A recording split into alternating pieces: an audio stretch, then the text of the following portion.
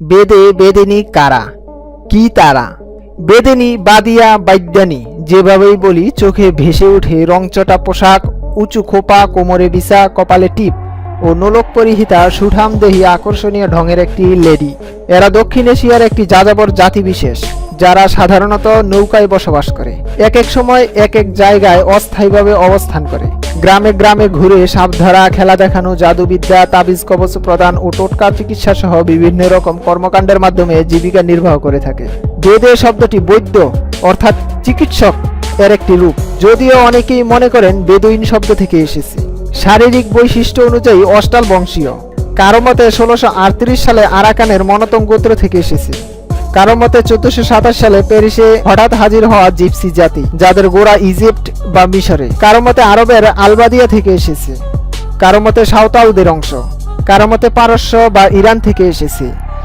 যাই হোক, তাদের বংশ পরিচয় কি ছিল তা আর বেশি তলানোর প্রয়োজন নাই। এগুলো থিসিসের পাতায় উঠিয়ে মুভি তৈরি করে অনেকেই বড় বড় ডিগ্রি নিয়েছেন। তাতে তাদের কি? তারা তাদের নিজেদের বেদে জাতি বলে পরিচয় দেয়। বাংলাদেশের 99% বেদেই মুসলিম অর্থাৎ বিশ্বাসে মুসলিম, কিন্তু আচারে সনাতন হিন্দু। পুরাণ হিন্দু মনসা পূজা বা বিশ্বহরি, মঙ্গলচণ্ডী, ষষ্ঠীর ব্রত, কালী দুর্গাকে প্রণাম করে থাকে। রাম, লক্ষ্মণ, রাবণ ও হনুমানের কীর্তি গায়। কিছু অংশ পীরে বিশ্বাসী।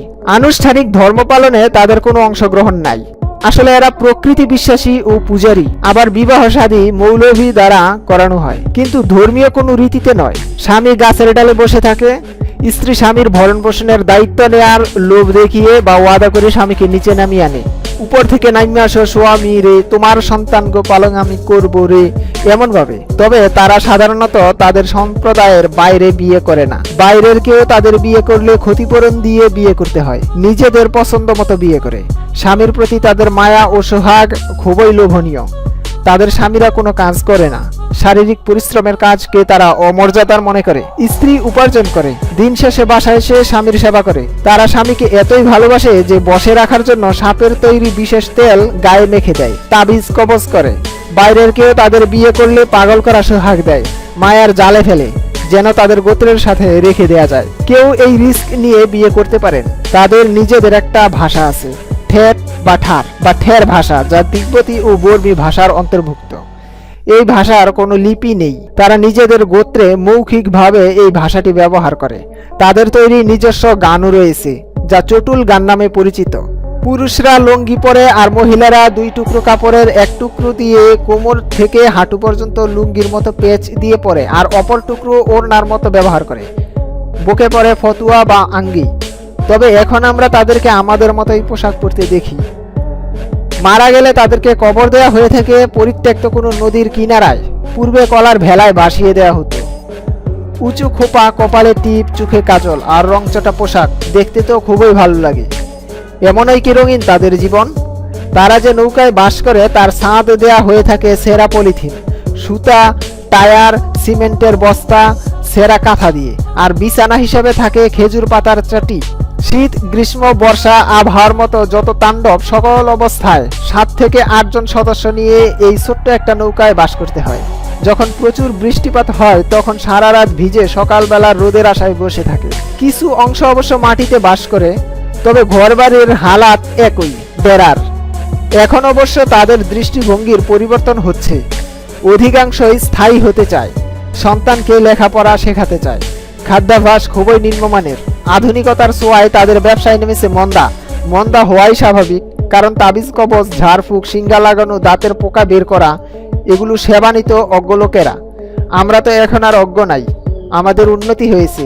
নেই তাদের সমসাময়িক সমাজের সাথে মিল। অবজ্ঞা, অশিক্ষা আর অজ্ঞতা তাদের দরিদ্রতার প্রধান কারণ। অথচ দেশ আজ 5G রেসে দৌড়াচ্ছে। এই আধুনিকতা তাদের আদি ব্যবসা কেড়ে নিয়েছে।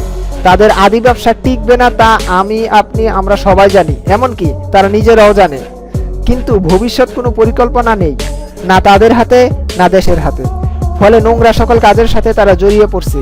ইদানিং তাদের বিরুদ্ধে বিভিন্ন অভিযোগ রয়েছে অপকর্ম ও রাস্তায় লোক আটকে বিব্রত করে টাকা আদায় করার। বাংলাদেশে রোহিঙ্গার সংখ্যা 11 থেকে 12 লাখ, আর বেদের সংখ্যা 7 থেকে 8 লাখ। 1,47,570 বর্গ কিলোমিটারে তাদের জায়গা হয় না। এতদিনেও তারা একটা ভূখণ্ডের অধিকারী হয় নাই। রোহিঙ্গাদের সমমর্যাদাও তারা অর্জন করতে পারে নাই, যেখানে তাদের ভোটাধিকারও রয়েছে, বৈধ নাগরিক। তাদের নিয়ে প্রতিবেদন তৈরি করা হয়। দেশের প্রধান অভিজ্ঞরা প্রতিবেদন দেখেন আর মনে মনে কষ্ট অনুভব করেন। আহারি, বাট নো অ্যাকশন। তবে হ্যাঁ, সরকার কিছু অ্যাকশন তো অবশ্যই নিয়েছেন, তা অস্বীকার করা যায় না।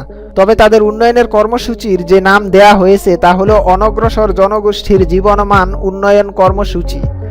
এখানে এই নামের মাধ্যমে দেশের সকল অবহেলিত, বিচ্ছিন্ন ও উপেক্ষিত জনগোষ্ঠীকে আনা হয়েছে। বাস্তবতায় অন্যান্য অবহেলিতদের ঠেলাঠেলিতে এখানে বেদীদের আসলে কোনো ঠাঁই হয় না। প্রয়োজন ছিল সম্পূর্ণ আলাদা একটা কর্মসূচি হাতে নেয়ার।